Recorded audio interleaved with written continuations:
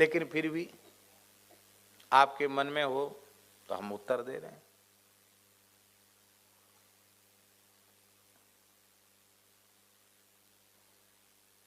एक राम सखी जी करके एक आचार्य हुए सुख संप्रदाय के, जो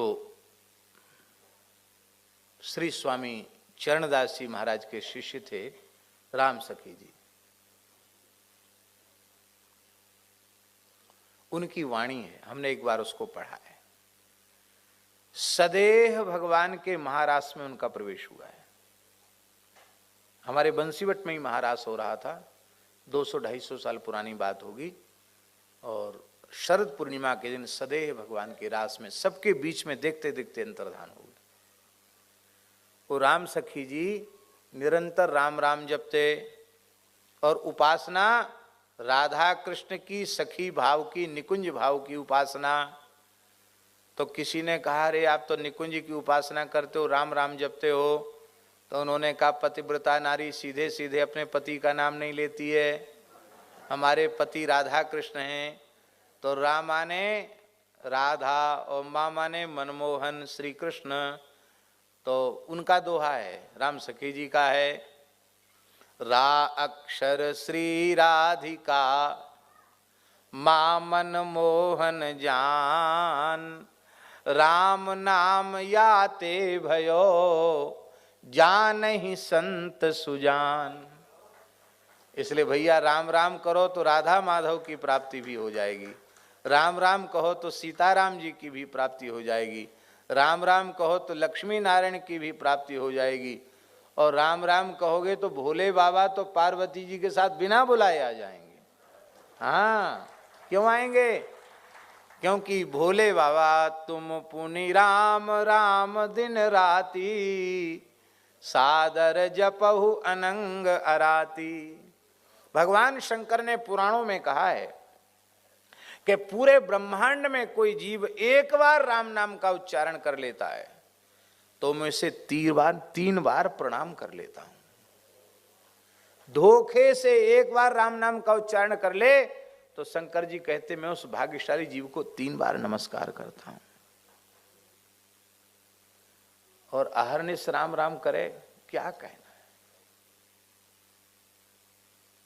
भगवती का दर्शन, भगवान का दर्शन, गणपति का दर्शन, जो चाहोगे सब कुछ राम नाम से ही हो जाएगा।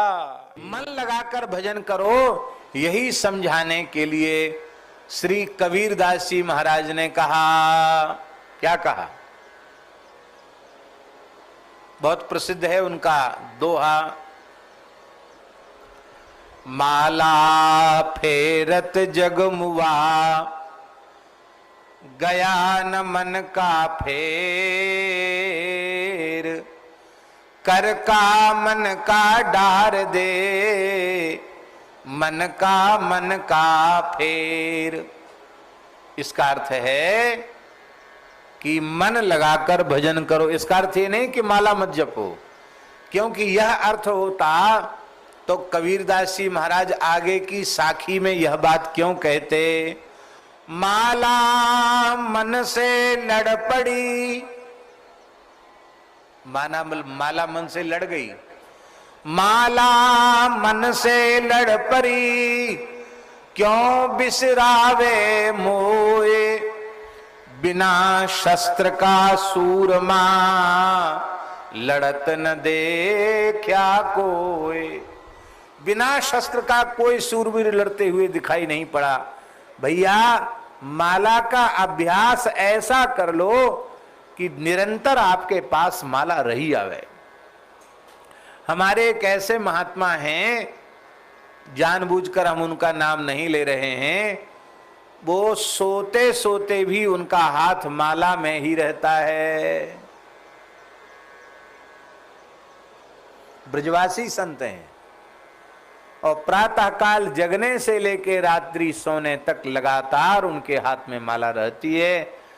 बच्चापन से इसी तरह से वे भजन कर रहे हैं, बाल्यावस्था से इसी तरह से भजन कर रहे हैं, और अब तो विरक्त महात्मा हैं, वयोवृद्ध संत हैं, निरंतर भजन कर रहे हैं।